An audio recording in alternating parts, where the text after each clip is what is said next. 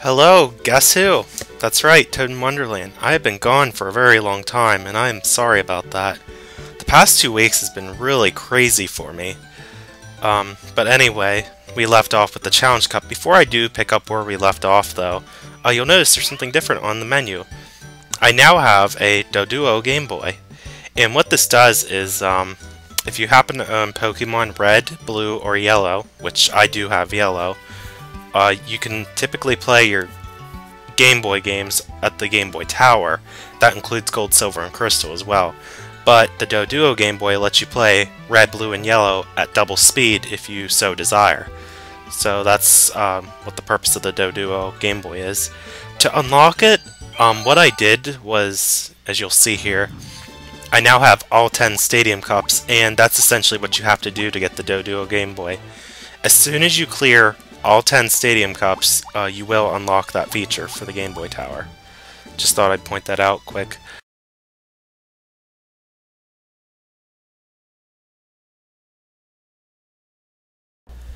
Hi everyone, I'm back.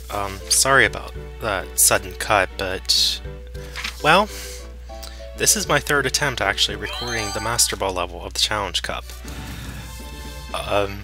I'm getting the message with what people are saying when they say they don't like the Challenge Cup. It's this particular one here, Challenge Cup Master Ball level. I now see what everyone's talking about. This is actually pretty difficult. And as you see, the team I got this time is pretty good. Hopefully, if you ever do play this particular Stadium Cup, you will get a team just like mine. I'm going to go ahead and say this quick too before I forget later. You want to get a team where you have at least 1 or 2 speedy Pokemon. As you can see on mine, I have a Jolteon and an Aerodactyl. Both of them are some of the fastest Pokemon available. I mean, there's faster ones like Crobat, but Aerodactyl and Jolteon are definitely way above standard par for that. But even Magmar's not too out of speed. But yeah, you want to hopefully get some speedy Pokemon, because if you can land the hit first, it will usually make the difference here.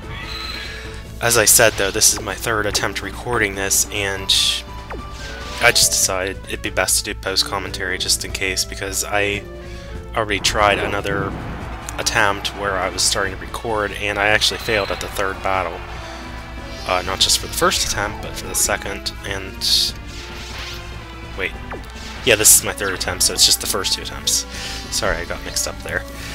But yeah, that's what's up with that. Hold on, I gotta adjust my mic. Okay, sorry if you heard any kind of noise there. I guess next what I'll talk about is, I left off at the end of my live commentary that, I unlocked the DoDo Game Boy. What I didn't actually keep in the recording because I had to cut was I was saying in the future, near the end of this project, I will be making like another separate video where I'll talk about some of the different secrets that you can unlock in the game. The DoDo Game Boy is just one of the many secrets. There's actually several on Stadium 2.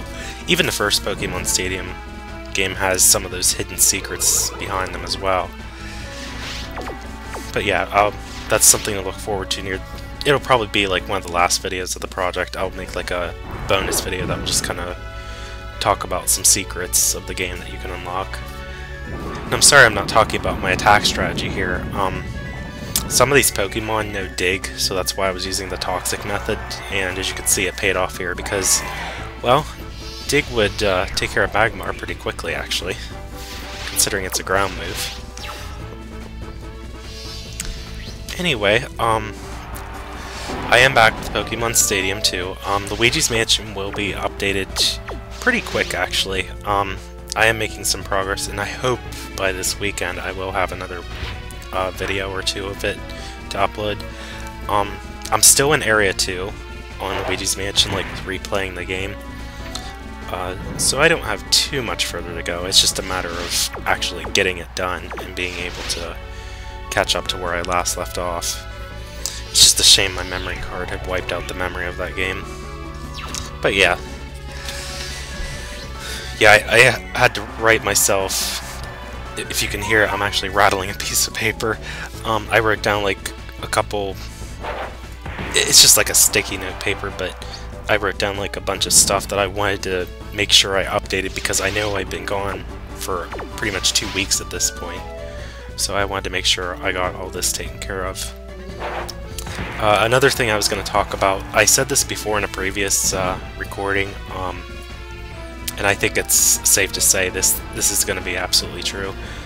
There is currently no video planned for ToadinWonderland's top 5 rockin' songs for Batman Arkham Asylum.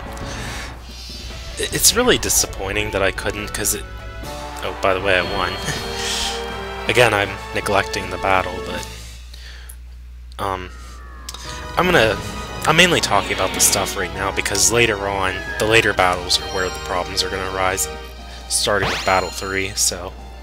That's why I figured I'd go ahead and just take the chance during the first 2 battles to get some of the updates out of the way. But anyway, back to Batman Arkham Asylum. I can't find, like, a trusted online source to get the songs. And I don't want to, like, do anything that's illegal, I guess you could say. Like, I don't want to do any kind of, like, just random download for something that's like a free share site or something.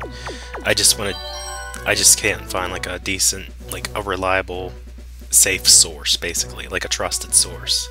I don't feel comfortable if I go beyond that realm. So I guess it's, like I said, it's kind of sad, but at the moment I don't have a video for ToadinWonderland's top 5 rocket songs for Batman Arkham Asylum planned. It could happen in the future if I do end up finding something, but right now there's nothing planned. But I just thought I'd go ahead and say that. By the way, for this team, as you can see, I live with Poliwrath. Most of the Pokemon on this team do have a weakness to water. Even like Nidoking right here, which is what I'm facing now, is part ground, so ideally Poliwrath works pretty good. And it was nice that at least I had a water and fighting combo, instead of like just a water Pokemon. I mean, sure you could probably get away without the fighting type, but if you do have a fighting Pokemon, it becomes very helpful.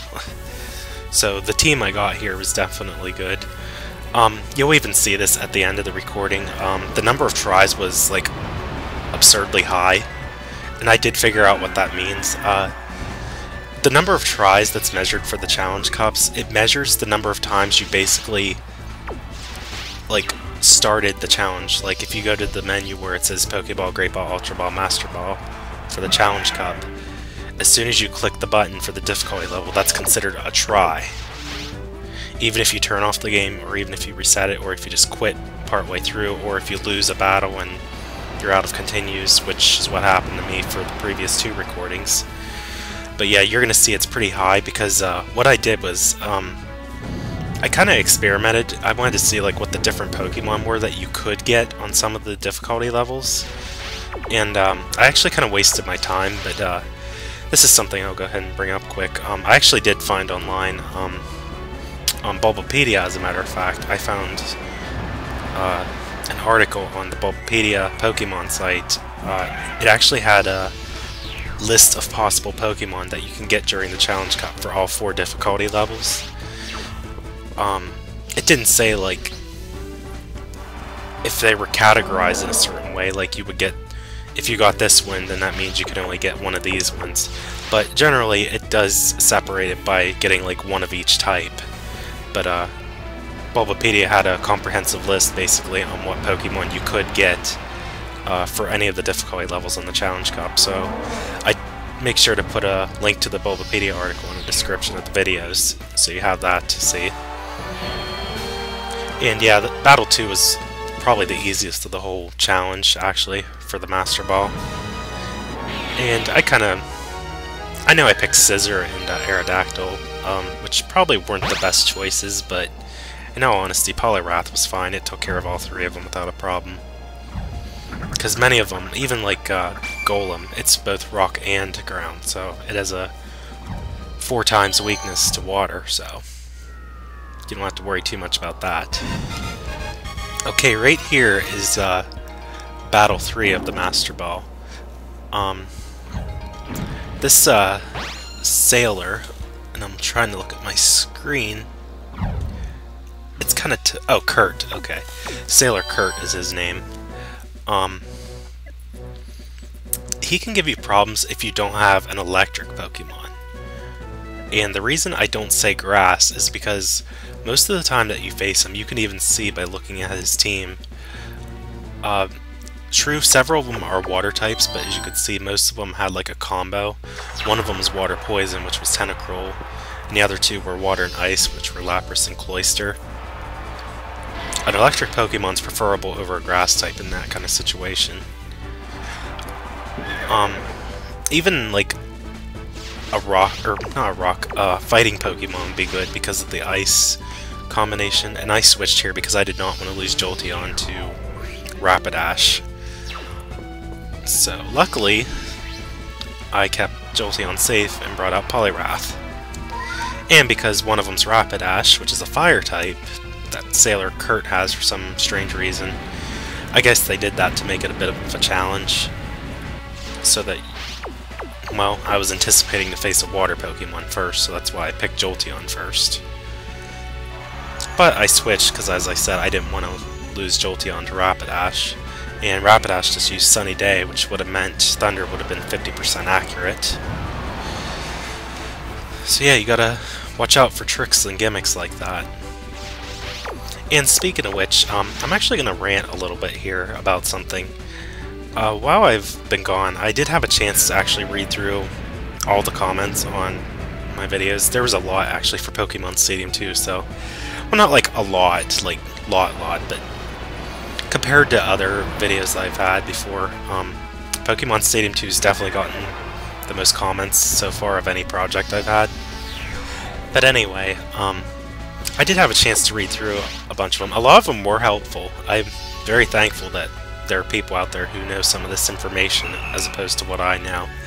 And they provided like little facts for me, like telling me about Skiploom only learning one possible flying move, which would be Hidden Power, and that's if it was a flying type Hidden Power move. But besides that, it can't learn flying moves. Just things like that were helpful, and as well as like teaching me about, well, not really teaching me, but telling me about Ekans and Arbok's special moves that they could learn. Like Ekans' egg move was Spite, and Arbok's surprising move was Earthquake, yeah.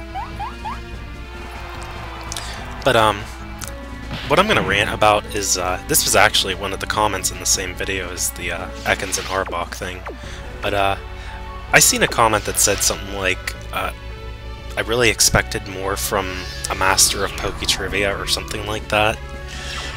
And, well, I have two things to say about that. One's kind of good, the other's kind of, well, I don't really want to say negative reply to that. I don't, like, I'm not trying to be mean about it, I'll put it that way, but I do have to address that. Well, the first thing I want to say about it is, I do compliment you for thinking I do know a good bit about Pokemon as it is, which, I'll admit, I do know a good bit about it, but here's the other thing. The second thing is, do I know everything about Pokemon? No. I'm gonna flat out say I do not know everything about Pokemon. Before I continue here, this is the first we've seen this move in this LP. Politoed just used Perish Song. And what that does is, both Pokemon will faint in 3 turns after it's been initiated. That's why, like, a little counter kept coming up. So yeah, after 3 turns, both sides will faint, but it didn't matter for Politoed anyway, because Politoed just fainted from my Thunder move. So, the Perish Song counter for the opponent has been removed because Politoed fainted. It won't, like, carry over to the next one, if that makes any sense. However, I still have Perish Song count on me. And it said that I have 2 remaining. So in 2 turns, Jolteon will faint. Now, you can avoid it. You can just basically switch the Pokemon. One strategy your opponents may use on you is they'll use Mean Look or Spider Web and then Perish Song. Well, Spider Web's only by Spinarak and Gyarados, but still. It's usually Mean Look and then Perish Song, if it works that way. I probably through breeding or something that can work out in that manner. But that's one way they'll get it so that you can't switch your team members. They'll also do that with like Curse or other moves like that so that you can't switch, you're basically stuck. Even like Mean Look and then Toxic.